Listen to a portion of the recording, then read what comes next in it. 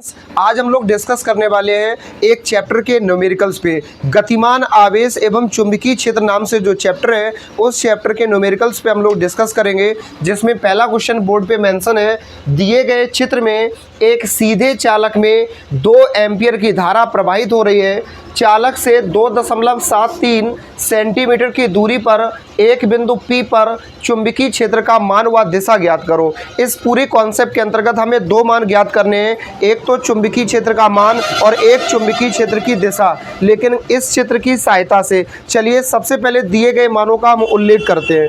अगर आप बोर्ड पे कंसंट्रेट कर पा रहे होंगे तो इतनी वैल्यू हमें दी गई हैं और इसके साथ में हमें चित्र भी दिया गया है। ये चित्र हमने बनाया नहीं है बल्कि आपको क्वेश्चन में ही मिलेगा। चलो सबसे पहले बोला गया एक सीधे चालक में 2 एम्पियर की धारा बह रही है। तो बेटा धारा को सबसे पहले हम प्रदर्शित करते हैं I से। I बराबर 2 एम्पियर। चालक से 2.73 सेंटीमीटर की दूरी पर, ये वाली दूरी है बउआ, ये देखो। तो ये दूरी को हम किससे प्रदर्शित करते हैं? R से। R बराबर हमें दिया गया है 2.73 सेंटीमीटर। हम आपसे एक प्रश्न पूछना चाहते हैं कि आप मुझे बताने में सक्षम हैं? 2.73 सेंटीमीटर लिखा है और इसको हम मीटर में अगर बदलेंगे तो 10⁻² का गुणा कर देंगे, क्योंकि हमें ऐसा ही मात्रक चाहिए। 10⁻² का गुणा कर दिया, मीटर में बदल गया। अब धारा का ऐसा ही मात्रक एम्पियर होता है तो एम्पियर लिखा है, कोई दिक्कत नहीं। आगे बढ़ रहे हैं। बिंदु P पर चुंबकीय क्षेत्र का मान। चुंबकीय क्षेत्र का मान मतलब किसका मान निकालना है? B का। दिशा, दिशा मतलब डायरेक्शन। चुंबकीय क्षेत्र की दिशा क्या होगी? इसके साथ साथ और भी कुछ मान दिए गए हैं, वो हमें इस चित्र में भली भांति दिख सकते हैं यदि आप कंसंट्रेट करते हो तो। जैसे यहाँ पे φ1 का मान 30 डिग्री और φ2 का मान कितना है? 60 डिग्री। तो हम लिखेंगे ये φ1 एंगल का मान है 30 डिग्री और φ2 एंगल का मान है 60 डिग्री। सबसे पहले अगर हम आपको बताएं कि चुंबकीय क्षेत्र की दिशा कैसे ज्ञात करोगे, आपको हमने फिजिक्स में इसके लिए 3 नियम पढ़ाए हैं। ऐसे करके देखो, हाई स्कूल में भी पढ़े होंगे। मैक्सवेल का दक्षिणावर्ती पेंच का नियम, फिर इसके साथ ही साथ दाएं हाथ के अंगूठे का नियम या दाएं हाथ की हथेली का नियम नंबर 1। तीनों में से किसी का भी प्रयोग करो, आंसर एक ही आएगा। और चुंबकीय क्षेत्र की दिशा क्या होगी?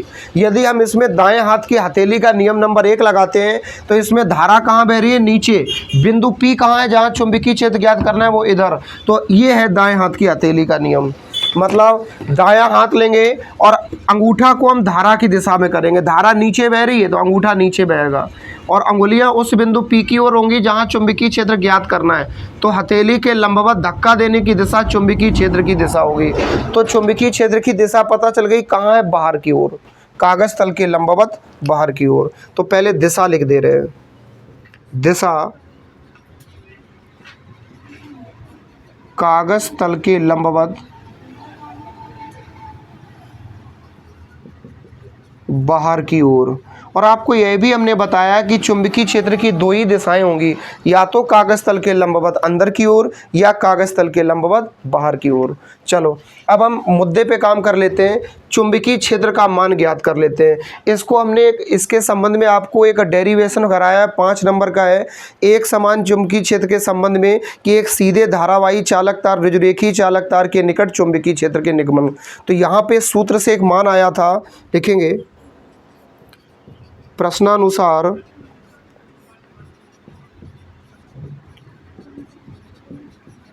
चुंबकीय क्षेत्र के लिए B बराबर μ0/4 pi into I/R sine φ1 plus sine φ2। याद आया? याद आया?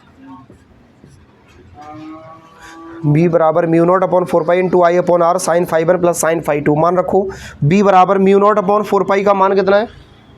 μ0/4 पाई का मान होता है 10⁻⁷ न्यूटन प्रति एम्पियर स्क्वायर। एक कांस्टेंट वैल्यू है। I का मान कितना दिया गया है? 2। और R की वैल्यू बच्चा बच्चा जानता है 2.73 गुणे 10⁻²। साइन φ1 और साइन φ2। साइन φ1 का मान कितना है? ये रहा 30 डिग्री और φ2 का मान 60 डिग्री, यानी साइन 30 और साइन 60। बस इसे हल कर लें, आंसर आ जाएगा। चलो B से बोलेंगे नहीं, क्योंकि इसका ही तो मान ज्ञात करना है। 10 की घात -7 लिखा है, 10 की घात -2 यहाँ से ऊपर ले जाओ, किसका हो जाएगा, प्लस का, यानी 10 की घात -7 इंटू 10⁻²। इतनी बात क्लियर हो गई। 2.73 है, इसका दशमलव हटाएंगे, ऊपर 2 जीरो बढ़ेंगी, तो 2 की जगह क्या हो गया 200। देखो ना इधर 2 की जगह क्या हो गया 200, नीचे क्या बचा है 273। अंदर ब्रैकेट में क्या है, साइन 30 का मान होता है 1/2 प्लस साइन 60 का मान होता है √3/2। हम ये मान रखेंगे, इसको हल करना है, सावधानी से हल करिए। सबसे पहले 7 में से 2 चला जाएगा, कितना बचेगा, 10 की घात -5 गुणे 200/273 1/2 और √3/2 को हल करना है। लासा इसका एलसीएम समान आ जाएगा 1 + √3। इसको हल कर लो बउआ। यहाँ से 2 जीरो है, यहाँ 10 की घात -5 है, 2 जीरो कम हो जाएंगी तो 2 पावर कम हो जाएंगी, ये माइनस में है इसलिए 10 की घात -3 गुणे 2/273 गुणे 1 + √3/2। अब अगर ध्यान से देखोगे इसके 2 से 2 कट जाएगा ये, क्योंकि बीच में क्रॉस का सिंबल है, तो जो बचा है वो लिख लो 1 + √3 इंटू में 10⁻³ इसको हल कर लेना। चुंबकीय क्षेत्र का मान आ गया है, और चुंबकीय क्षेत्र का आपको मात्रक हमने बताया था 4 मात्रक हैं, कोई सा भी लिख सकते हैं, जिसमें एसआई मात्रक इसके 2 हैं, जिसको न्यूटन प्रति एम्पीयर मीटर या वेबर प्रति मीटर स्क्वायर, या हम इसको टेस्ला के नाम से जानते हैं, जो और इसके साथ ही साथ एक इसका छोटा मात्रक होता है जिसको हम गॉस भी कहते हैं। तो यहाँ पे हम लिख देते हैं वेबर प्रति मीटर स्क्वायर। स्क्रीनशॉट ले लीजिए, नेक्स्ट क्वेश्चन पे चलेंगे। उम्मीद है कि स्क्रीनशॉट ले लिया होगा। नेक्स्ट क्वेश्चन ऑलरेडी स्क्रीन पे मेंशन है, सभी लोग कंसंट्रेट करिए। हम लोग नेक्स्ट क्वेश्चन पे चल रहे हैं।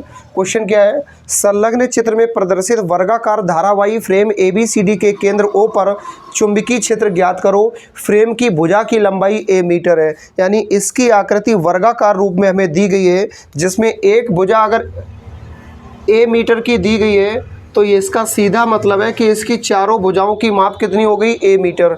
उसमें धारा कितनी बह रही है, यानी जो धारा है, जो करंट है, वो कितना दिया है I एम्पियर। बहुत ध्यान से सुनना है।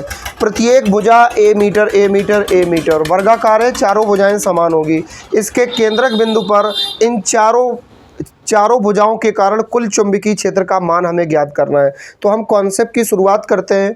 आओ, सबसे पहले हम क्या जानते हैं, हम जानते हैं कि सीधा सा सूत्र होता है B = μ0/4π × I/R sin φ1 + sin φ2। इतनी बात क्लियर हो गई। इधर कंसंट्रेट करो, हमें इस मध्य बिंदु O पर जो केंद्रक बिंदु का काम कर रहा है, इस बिंदु पर चुंबकीय क्षेत्र का मान ज्ञात करना है। तो सबसे पहले एक स्थिति को हम जैसा बनाएंगे वही सेम स्थिति चारों में लगेगी। क्या स्थिति लग सकती है? एक स्थिति ये कि इस चालक तार में आप देखोगे प्रत्येक भुजा में आपस में यहाँ से एंगल कितना कितना बन रहा है। कंसंट्रेट करो, ये आपस में 90 डिग्री का एंगल बना रहे हैं, एक दूसरे से 90 डिग्री का एंगल बना रहे हैं। वहीं यदि इस पॉइंट को यहाँ से हम इस प्रकार से मिलाते हैं और इस पॉइंट को हम यहाँ से इस प्रकार से मिलाते हैं, आप फोकस करने की कोशिश करो। जब यहाँ से यहाँ पूरा कोण हमारा 90 था, तो शेष आधा कितना हो गया 45। शेष आधा कितना हो गया 45। एक दूसरी बात हमें बताने की आप कोशिश करो कि जब यहाँ से यहाँ तक की जो पूरी एक भुजा की माप है वो a मीटर है, तो शेष इसके मध्य बिंदु तक की जो माप होगी वो a/2 यानी हाफ हो जाएगी। ये वाली भी a/2 हाफ हो जाएगी। जैसा ये स्थिति AB भुजा के साथ हुई है, वैसी ये BC के साथ होगी। इधर लिख देते हैं, इसका नाम C और इसका नाम D। वैसी ही स्थिति BC के साथ, वैसी CD के साथ और वैसी ही DA के साथ। यही स्थिति 4 बार उत्पन्न होगी। तो पहले एक स्थिति के लिए हम सूत्र को डेवलप कर लेते हैं। कहना क्या चाहते हैं वो सुनो। सूत्र आपको पता है ये होता है, इसमें मान रखो B = μ0/4π, तो कांस्टेंट वैल्यू हो गई। I का मतलब धारा, इसमें भी बहने वाली धारा कितनी है I, लेकिन R कितना है इसके लिए देखो इधर, R का मतलब है दूरी। यहाँ से यहाँ तक की दूरी कितनी हो जाएगी a/2। तो इस दूरी को हम लोग लिखने वाले हैं a बटे 2। अब कहोगे कैसे लिखा, तो एक भुजा की माप जब a है तो आधी भुजा की माप कितनी हो जाएगी, a बटे 2। अब देखो साइन फाई 1 का मतलब है साइन 45, साइन फाई 2 का मतलब है साइन 45। लेकिन ये पूरे के पूरे क्षेत्र के लिए इस वर्ग में 4 भुजाएं हैं और चारों भुजाएं समान हैं, तो इसका मान चुंबकीय क्षेत्र का 4 गुना बढ़ जाएगा। लेकिन लिखेंगे वर्ग की चारों भुजाओं के कारण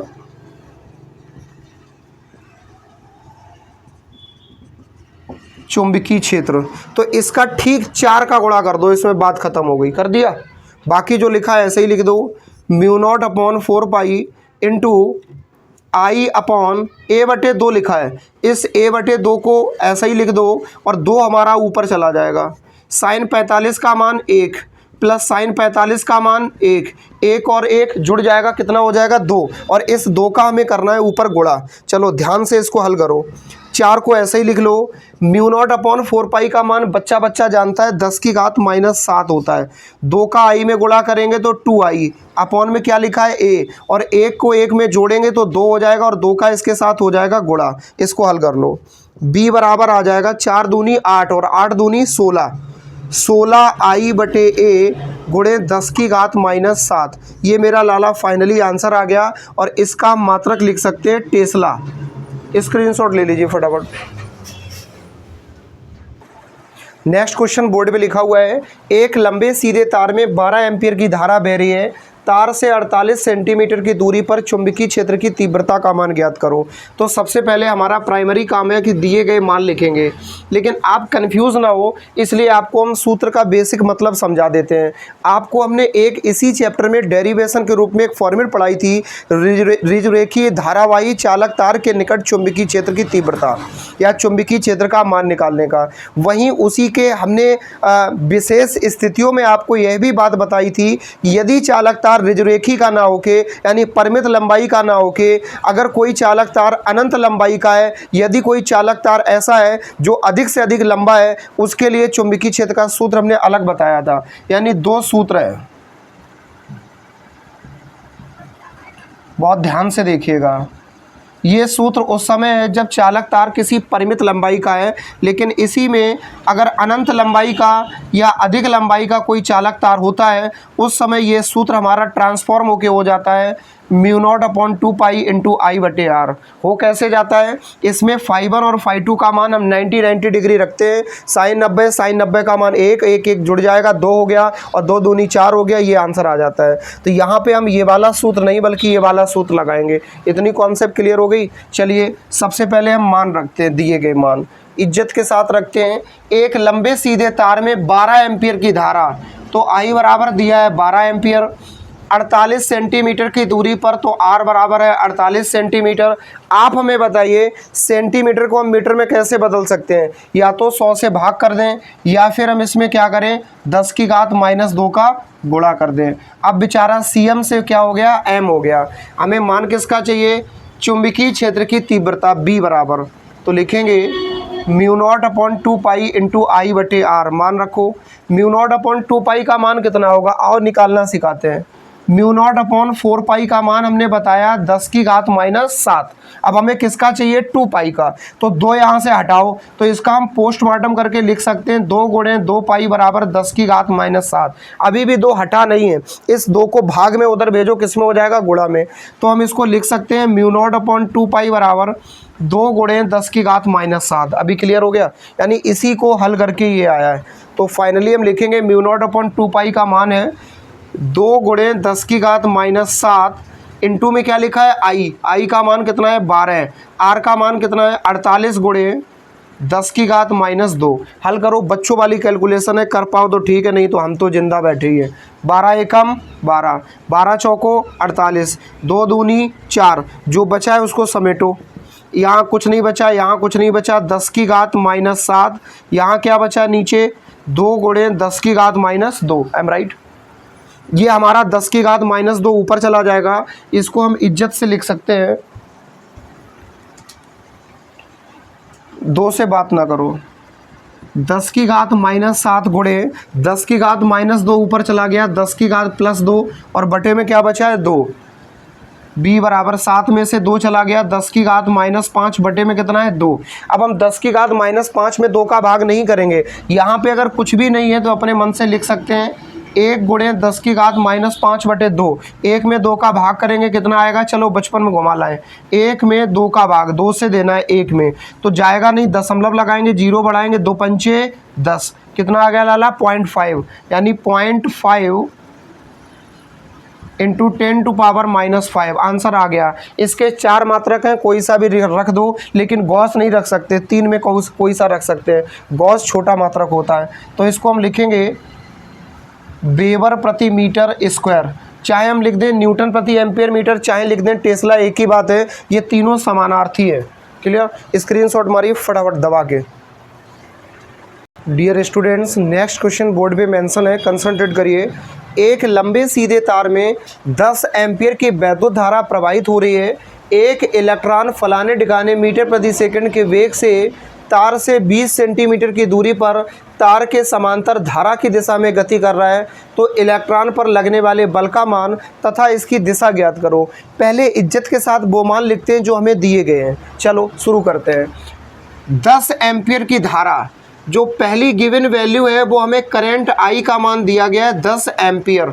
एम्पियर लिखो या ए बना दो, एक ही बात है। प्रवाहित हो रही है एक इलेक्ट्रॉन, बच्चा जानता है एक इलेक्ट्रॉन यानी n बराबर 1 दिया गया है, और एक इलेक्ट्रॉन में आवेश कितना होता है, तो q बराबर n से निकालेंगे तो फाइनली वैल्यू निकल आएगी इतनी। मालूम है ना कैसे, सब जानते हो। q बराबर n का मान 1, और एक इलेक्ट्रॉन पर आवेश कितना होता है 1.6 गुणे 10 की घात -19, 1 का गुणा करेंगे कोई फर्क नहीं पड़ेगा, इतने कूलाम आ गया। आगे बोला है 1.0 गुणे 10 की घात 7 मीटर प्रति सेकंड के वेग से, v फॉर वेलोसिटी, वेग का मान दिया गया है 1.0 गुणे 10 की घात 7 मीटर प्रति सेकंड के वेग से तार से 20 सेंटीमीटर की दूरी पर, दूरी को हम डिस्टेंस बोलते हैं, r से प्रेजेंट करते हैं 20 सेंटीमीटर। दूरी का SI मात्रक क्या होता है मीटर, हम सेंटीमीटर को मीटर में बदलने के लिए 10 की घात -2 का गुणा करते हैं।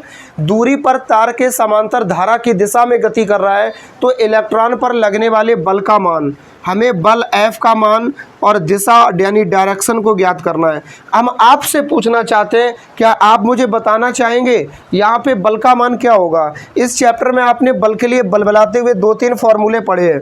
एक फार्मूला पढ़ा है F बराबर IBL साइन थीटा, एक फार्मूला पढ़ा है F बराबर QVB साइन थीटा, एक फार्मूला पढ़ा है F बराबर QVB। आपसे पूछना चाहते हैं कि यहाँ कौन सा फार्मूला लगेगा, तो आपके मन में एक प्रश्न आया होगा कि ये फार्मूला कब लगता है, ये कब लगता है, ये कब लगता है। तो आँख खोल के सुनो और कान खोल के देखो हम क्या कहना चाहते हैं। हाँ सही कह रहे हैं, F बराबर IBL साइन थीटा। ये फार्मूला तब लगता है जब किसी चुंबकीय क्षेत्र में कोई धारावाही चालक तार रखा हो, तो उस पर लगने वाले बल का फार्मूला है। ये कब है, जब किसी चुंबकीय क्षेत्र में कोई आवेशित कण गति करता है, तब ये वाला फार्मूला है। और ये वाला फार्मूला कब लगता है, जब किसी चुंबकीय क्षेत्र में कोई आवेशित कण गति करता है। अब बड़बड़ा जाओगे कि मास्टर ये तो एक ही बात है ना, चुंबकीय क्षेत्र में कोई कण गति करे तो ये है, लेकिन जब किसी चुंबकीय क्षेत्र में कोई आवेशित कण गति करता है और लेकिन उस समय सिचुएशन ना दी जाए, तो विशेष स्थिति में इसकी स्थिति होती है कितनी 90 डिग्री। इस बल को हम किस बल के नाम से जानते हैं, लॉरेंज बल के नाम से जानते हैं। और इसकी दिशा चुंबकीय क्षेत्र की दिशा और कण के गति की दिशा दोनों के लंबवत होती है। तो स्पष्ट हो गया कि इसमें फॉर्मूला लगेगा F बराबर QVB, लॉरेंज बल द्वारा। एक बार देखो पहले सारे मान पता है, Q पता है, हाँ पता है, B पता है, हाँ पता है, AB वाली B देखो पता है, नहीं पता है। यानी इसे हल करने के लिए सबसे पहले AB वाली B का मान निकालना पड़ेगा चुंबकीय क्षेत्र का, तब हम बल का मान निकाल सकते हैं। तो लिखेंगे सर्वप्रथम किसके मान के लिए, चुंबकीय क्षेत्र के लिए। अभी इससे पहले वाले क्वेश्चन में हमने आपको बताया था कि अगर चालक तार परिमित लंबाई का है तो साइन φ1 वाला फॉर्मूला लगता है, नहीं तो अगर लंबा चालक तार है या अनंत लंबाई का चालक तार है तो आपका नॉर्मल वाला फॉर्मूला लगता है, जो पिछले क्वेश्चन में लगवाया था। यहाँ लंबा चालक तार है तो b बराबर μ0/2 इंटू आई बटे आर मान रखो। इसका मान बताया था 2 गुणे 10 की घात -7, आई का मान लिखा है 10, आर का मान लिखा है बस 20 गुणे 10 की घात -2। इसे हल कर लो।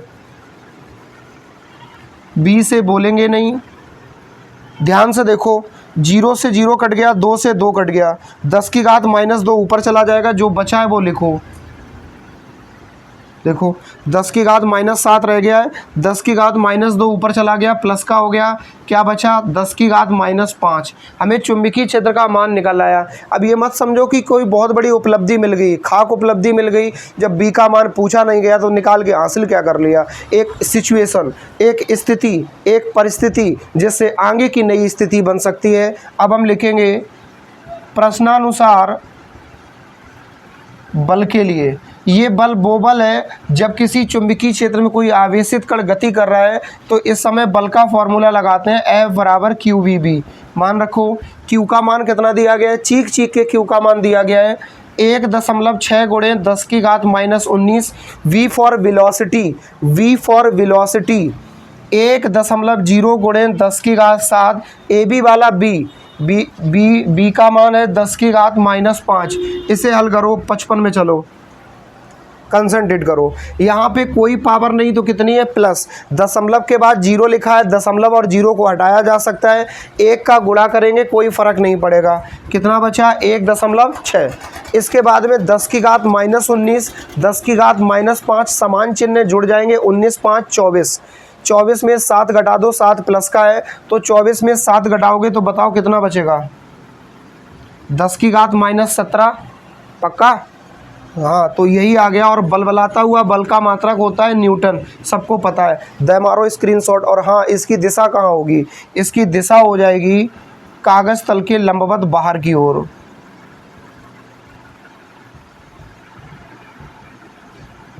फटाक से नोट करो, दबा के स्क्रीनशॉट मारो।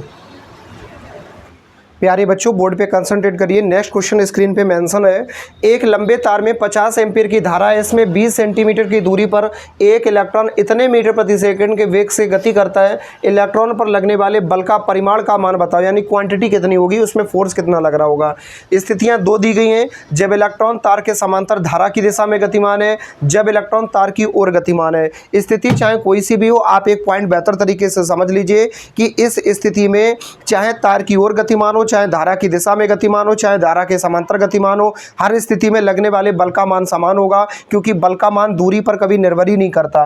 F बराबर सूत्र क्या पड़ा है, QVB। बताओ, इसमें आवेश, वेग और चुंबकीय क्षेत्र पर मान निर्भर करता है, इसलिए दूरी पर यह मान निर्भर नहीं करता, तो बल का प्रभाव दूरी से यहाँ पर प्रभाव नहीं दिखाई देगा, क्योंकि पूरे में एक समान रूप से चुंबकीय क्षेत्र होगा। यह फॉर्मूला तभी लगता है जब एक समान चुंबकीय क्षेत्र में कोई आवेशित कण गति कर रहा होता है, तो चुंबकीय क्षेत्र तो पूरे में है ही। अब सिचुएशन को समझते हैं।